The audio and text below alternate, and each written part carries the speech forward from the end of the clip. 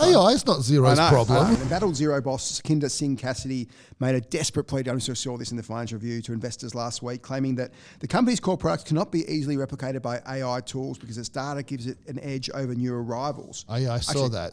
Yeah, I agree, but also making the focus of an entire presentation the most defensive argument I've ever heard might not be great, right? Singh Cassidy said that she used Anthropic's Claude coding tools, which is weird that she say this, but to attempt to clone Xero, but the prototype lacked the troves of transaction data. She used it. She used it. Is apparently. she a software developer? No. So she used Cowork. Probably. Well, that is not what people are using to clone Xero, which I don't. You and I both agree it's not an easy business to clone. No, I actually think they're quite defensible. Yeah, I agree. And they're cheap, and there's a lot of good things about that business. As in, you don't mean the share price is cheap. No, I mean the product is cheap. Yeah, and lots of people know how to use it. Yeah, and that should not be underestimated. Totally. Like when you need a bookkeeper, when you need a bookkeeper and you say I'm using this platform and they don't know how to use it, you can't get a bookkeeper. Which is also a bear case for them in the US, but it's because they're not in the US. They don't need more bear cases in the US. Yeah, they've stacked that mile high, right? Yeah. So AFR reported that, of course, Sukhinder Cassidy, Australia's, I think, highest paid CEO, told investors that you still need to process the data. Data is proprietary. Use it to train our models. Infrastructure makes us much stronger than just workflow software. There's no differentiation for investors between software that can be winners and which pieces of software can be disrupted, which is a lot of what we've talked about. I totally agree. Sadly for Cassidy, who of course receives more than $20 million a year, investors haven't believed her spin, and the Xero stock has been dumped. Well, that's not their problem.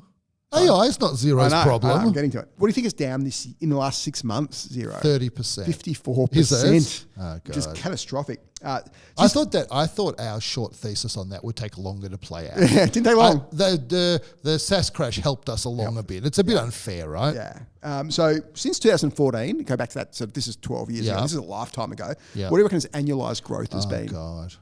Share price. I don't think it pays dividends. So this is all you get from it. 3%. Oh, that's a bit harsh. I know. It's hard for me to 3% is like worse than bonds. Yeah, that's true. But like, because this is a risky stock. But you're asking me at the bottom end of a 55% fall. I'm going 12 years back. Yeah, I've no idea. 6%. Oh, I'm not that far off. No, you're not. But like, I'd rather you anchor at a lower point. But anyway, this has been an absolute disaster for Xero shareholders. You should have said to me, their return over the last was this high. Anchor me up. And then I would have said 12 and you would have said, 6. That's a better pitch. So it was the position of Cassidy and Chairman David Thodey, obviously a mate of yours, who appointed her, now getting really questioned by investors given I've this met him disaster. like twice, but I really like him. Best mates. And obviously what's even looking more disastrous is the Melio acquisition. They bought this SaaS business in the US. It was a risky business. What do you mean it looks more disastrous? It looked completely disastrous at the time of the acquisition. Now SaaS has dropped 50% since then. So could you have timed a worse acquisition at a worse time than these clowns did? This is just, and this you can't blame Cassidy. So it's the board would approve this clearly. So it's the board as well as her. The board appointed her. So clearly the board's completely culpable here, and the board needs to just go. Well, I'm not harsh on that acquisition. I mean, I'm harsh on we were harsh at the time. Bought. Yeah. No. Putting aside what they bought. Everything about it was about dumb. But it was very expensive, using very expensive stock to raise money and buy it. Well, the stock was cheap at the time because they were overpriced.